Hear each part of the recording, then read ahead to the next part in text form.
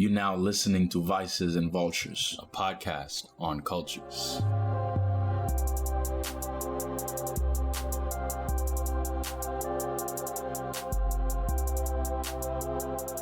What's going on, everybody? This is A2, and on Fridays we'll feature regular guests who will share the cultures that they're passionate about. I will let our second guest now introduce himself and the conversation we are going to get into.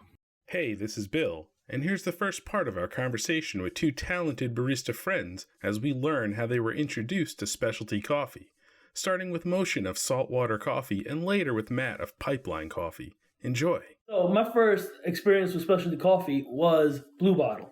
Mm-hmm. And I walked into Blue Bottle, right? I'm like, I wasn't expecting anything much. I'm like, yo, I want a regular coffee. That's what I asked them for. Like, we don't do regular coffee. I'm like, what? You don't do regular coffee? Like, nah. But I'm like, all right, what you got? They're like, oh, we got this, this, and that. I'm like, what's a latte? I'll get a latte. So they gave me this this small 8-ounce latte, and they did it hard. I'm like, wow, like that's amazing. That shit's crazy. Yo, were you on the clock? Did you have your uniform on? Yeah. I stuck out for 5 minutes. Right. Yo, 5 minutes. It was 6 Yelling at his drink and shit. I was going crazy. And I took the first sip, and it was like a they use very medium dark, I don't know, roast. It's very chocolatey. Yeah. So with that milk, it was delicious. It was the greatest thing I ever tasted in my life. No, I won't even touch a latte. Well, that was before Nestle bought it, right? That was way before Nestle bought it. That was when Blue Bottle was phenomenal. Yeah. That was before all the specialty coffee shops came into I never had it before Nestle bought it. I had a pour It wasn't even just Nestle, though, that changed Blue Bottle. It was just the growth of the whole industry. Mm-hmm. Because all of a sudden it went from, now we need to compete to manage the sale. Because, they had one shop in Oakland, and all of a sudden they're across the entire country. Right. They're opening in Japan, they're opening in Australia. You needed that corporate funding. Right. Fair. They changed their whole game because all of a sudden Stumptown was on the rise, and you started seeing all these specialty shops opening up right across the street from it. It changed. I'm sure it was just like, when McDonald's started, it was a McDonald's. Right. And then everything changes. Yo, you think McDonald's delivers here? My God. Go to All American. There. You don't go there. We're near All American. Yeah, 5 minutes. Yo, we out. It's my house. Yeah. I love All American. Now let's get back to coffee. Yeah, how about that? You don't want to sidetrack. Right. You want to DoorDash. No, so what year was that, Blue Bottle? Okay, so it's 2019 right now. 2013. 2013? Yeah, Okay. yeah. So I think around that time, Blue Bottle only had 4 or 5 stars. Yeah, they were probably a little bit further along. I mean, obviously now you can buy Blue Bottle in Target and stuff. Oh yeah. So they're much further along, but That's 7 years. That does a lot. There's a big change. I mean, Nestle, you're talking about hundreds of millions of dollars. Yeah, corporate money, baby. Yeah. Corporate money. I mean, Blue Stone also got that shit. Miami Dolphins? They still do some good stuff. It's just very different. With the good stuff, which is now their limited offerings. Yeah. Now their regular stuff is, bottled in a can, and you can find it at, a grocery store or whatever. That's the difference. But you can still go in there and buy a natural pea berry in a 8-ounce tin can. It's just a special release now. Right. Feel that. I like it. So how'd you jump into working in there after the Blue Bottle experience? So shortly after that, I quit my job as a security guard because I had class the following day, and I would do night shifts from 12 to 8, and then I had to go to class at 10. Right. And from the city so I had to deal with the rush hour from grabbing the F train to come back to Queens, and then grabbing the 31, which was packed like crazy, and I had to go to class, and I was half asleep in my class. This was psychology, and I slept through the whole entire semester. I got a C+ though, so. My God. Yeah. I love that. And C's get degrees, bro. C's get degrees, bro. Bush all the way. Anyway, shortly after that, there was a local coffee shop by my house, and one of my friends, he worked there, and he got me in. The funny thing is, as soon as I got in there, he joined the Marines, and he flew. He's doing his thing. Now he's in Hawaii working with this small coffee company where they plant beans and shit, and they roast and everything and do it in house. So it's pretty cool. Probably in the next couple of weeks, I'm going to get something, and I'll shoot it right off towards you. Yeah, absolutely. Yeah. Love to check it out. And he got me really smart. That and my friend's connection got me into coffee. So my first job was like vegan, vegetarian restaurant. And the antithesis of me as a human being. Yeah. But you just said McDonald's. Really We're just rolling over a Big Mac. It's like, Hey, sorry, man. is a vegan? What? Chicken is a vegan? I'm so confused. And so it led to me checking it out. It was a lot of trial and error. So before I didn't know what the fuck was a cappuccino latte. Like, I just had a drink and then I was making the drinks. I remember one time in this shop, he made me go into Dunkin' Donuts to get whole beans just so we could use Dunkin' Donut beans. Oh. What? Yeah, because we ran out of beans. He didn't order it.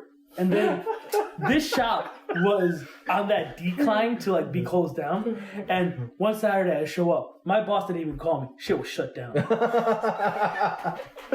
What? Yeah. So, yeah. How? I don't know, I bro. didn't see that coming. That's the most New York story I've ever heard. Dunkin' Donut about it. declined and then just Showing up for a shift and you're just shut down. Yeah. No. It's open again under new management. But it I'm was not, never going. No. Don't say the name. I'm never going.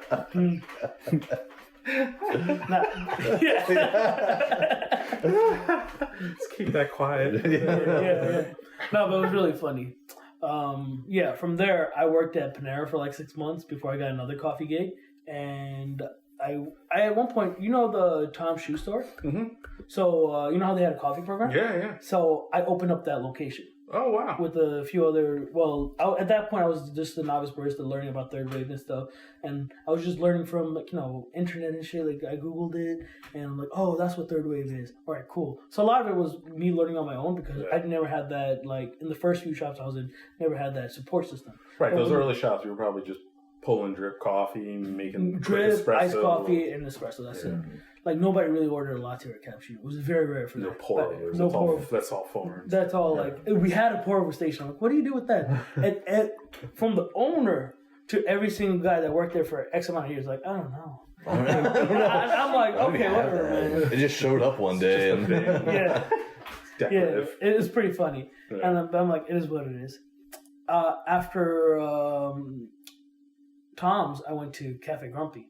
Okay. That's when I got my That's real a big education. step up. Yeah. So in Grumpy's, I learned from everything: pour overs, tastings, and they did coffee tastings. Every single training session you go to, they do a coffee tasting before that, and it was well organized.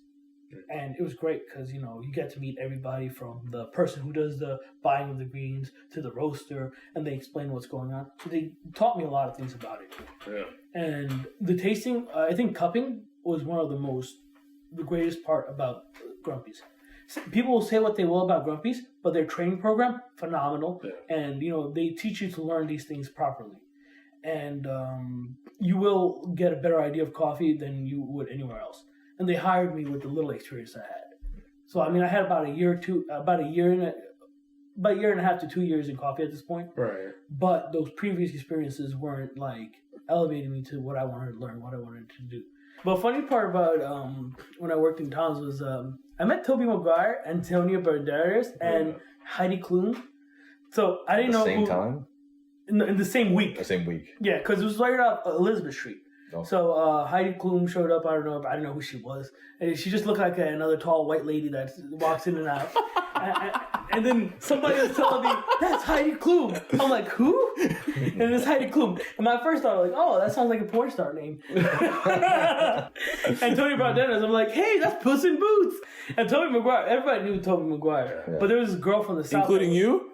Come on. Come on. Spider-Man 3? Come on, sir. All right, you're right. He walked in like that, He pulls out the worst one. Spider-Man 3. Out of all three ones that you could have named. Not just Spider-Man 3. But I'm telling you, that is how he looked in real life.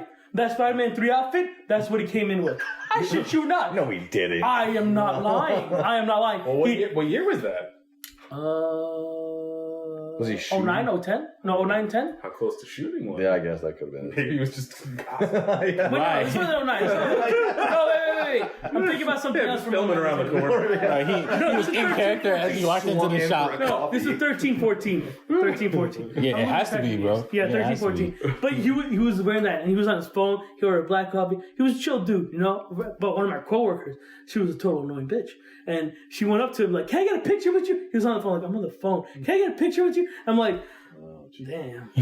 And, you know, with good reason, he never showed up again.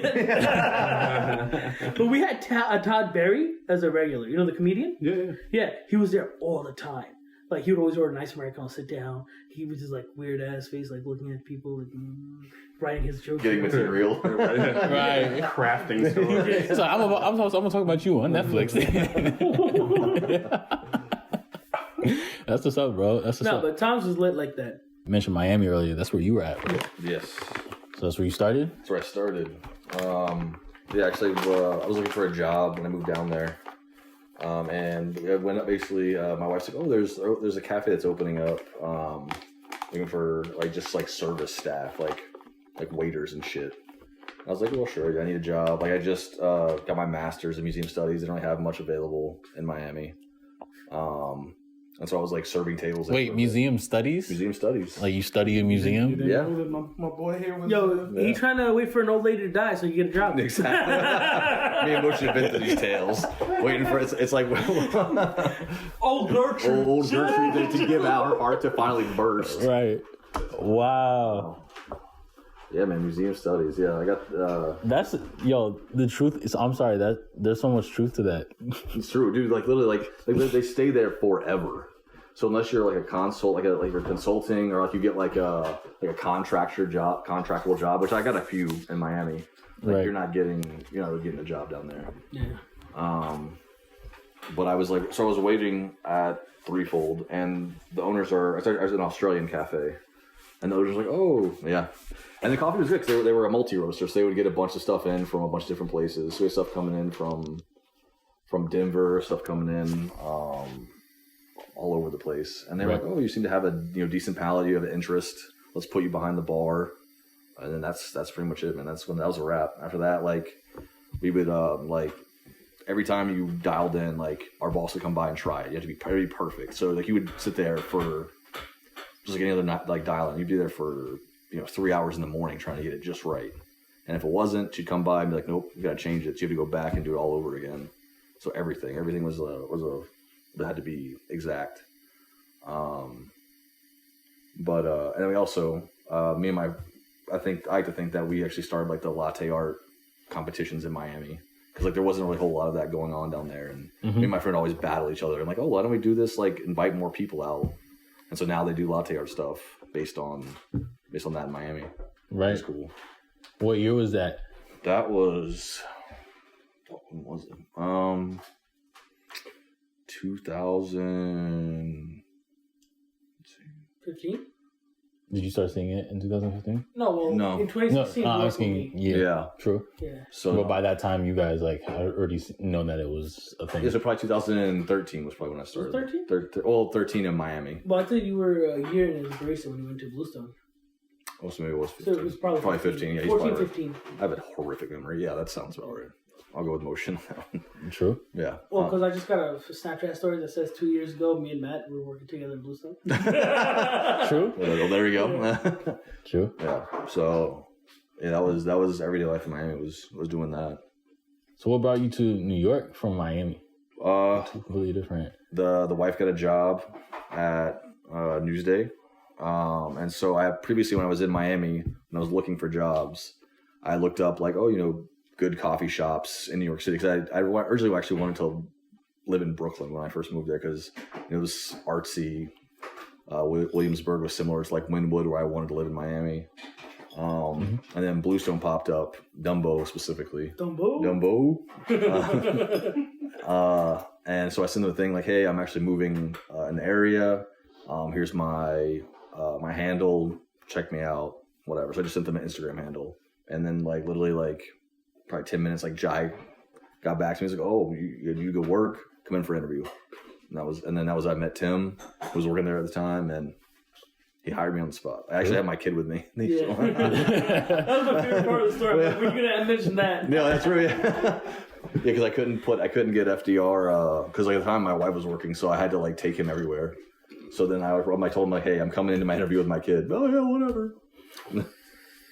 Yeah, and Tim hired me. Then I met Mo because I only worked on the weekends. I was basically so during the week I would take care of my son, and then I'd do Saturdays and Sundays at Bluestone. True. Yeah, that's where we met each other. Yes. No. I was his head barista. He was assistant to the head barista. Was that the one that one place where we at that throwdown where I met you? Was it that location, Dumbo, where there's like a roast? You met me in Dumbo? I think we met each other at Parlor. Well, I met you at Parlor, but I saw you again. Like that's because that was the shop that you were working at. They had that one when TNTs were live. That's when they would have. They had one there, and then they also had that almond breeze one. That's the one I was talking about. That's the one you were talking about. Yeah, that's the one I was talking about. I remember Matt told me about throwdowns when we were there. I would see them on thing. I'm like, fuck it, I don't care about it. And Matt's like, yo, let's go to Dumbo's. I'm like, you know what? It's our store. Let's go. Let's go. Right. And then Matt and with one of our friends, Rad. We went together and it was cool. Right. Oh shit! Like there's like mad coffee. Be like, is this serious? Like I was serious about my coffee, but more in the dialing in phase. Right. Anything else? My latte art, I wasn't into it until like half a year from that point. Because that was a throwdown. Matt went in and he was a little rusty because he hasn't been throwing down like much. It was like 1 weekend in. Yeah, 1 weekend. It was 1 weekend in, and then we saw like D. Barista D, Uj, and then Uj did that crazy invert. Yeah, and, it was crazy then. Now it's like whatever. Yeah, but nice. You can't deny the talent. He did it in a martini glass, for God's sake. Yeah. He took the win. Yeah. And it was just like, what? And then I heard like, you could win money for we could win money for that. Right. Yeah. And it was on and popping. Yeah. Matt and I, we ran a tight shift in Dumbo. So from the throwdown, Rad and I introduced Rad to Matt, and Rad at the time was working at Southdown Coffee. Yo. And I told Rad like, "Yo, my boy Matt needs a job in Long Island because he can't come out to Brooklyn all the time." It was just becoming too much of a mission, man. The drive, like there were some days I would leave the house at like 5:30 and I get back home at like 9 at night because traffic was so bad on the bridge. Yep. It's the lifestyle. Yeah. Yeah, and then Matt started working at Southdown. Yeah. Yeah. In Huntington, yeah. And then now it's Pipeline. Now it's Pipeline, yeah. Yeah, so Southdown was a nice segue. Learned a lot. Obviously from now one of the best roasters in the industry. The guy that won, third at Nationals. Right. Is that when you started like doing a lot of roasting? That's when I focused fully on roasting. Right. So I went in as head barista there. For the it depends because then they were different. It was kind of because we had a manager / that's kind of there was the only person that was there, but I would like to think of myself as somewhat head barista in charge of stuff as well.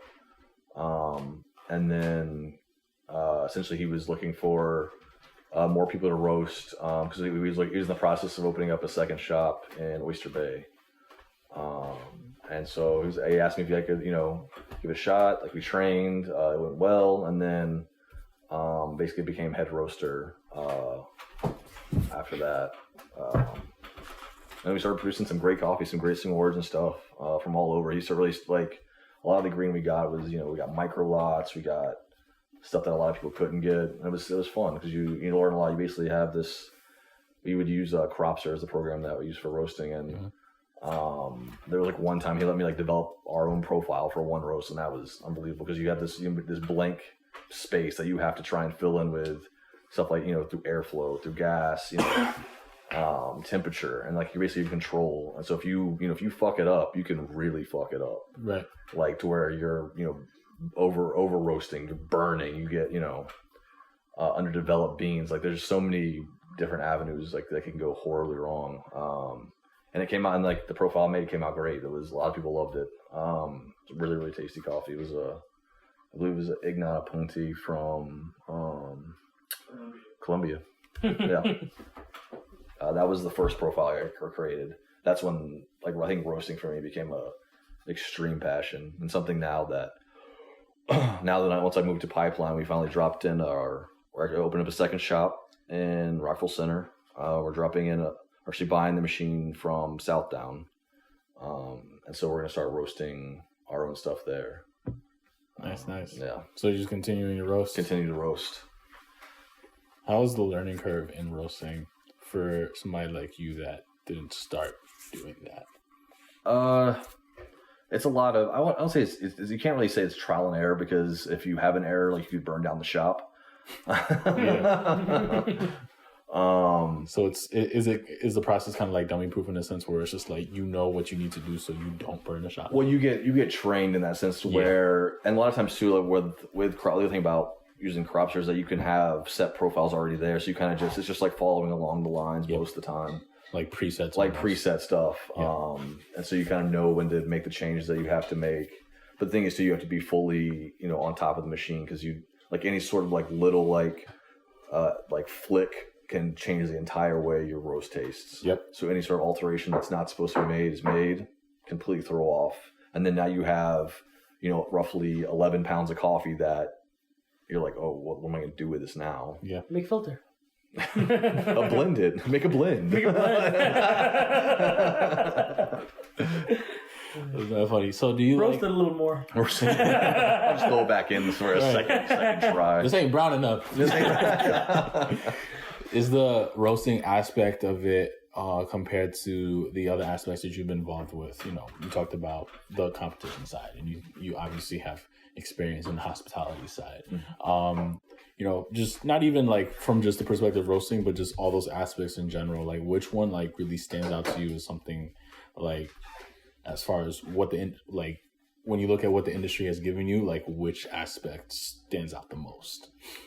I like to think each piece is vital. Okay.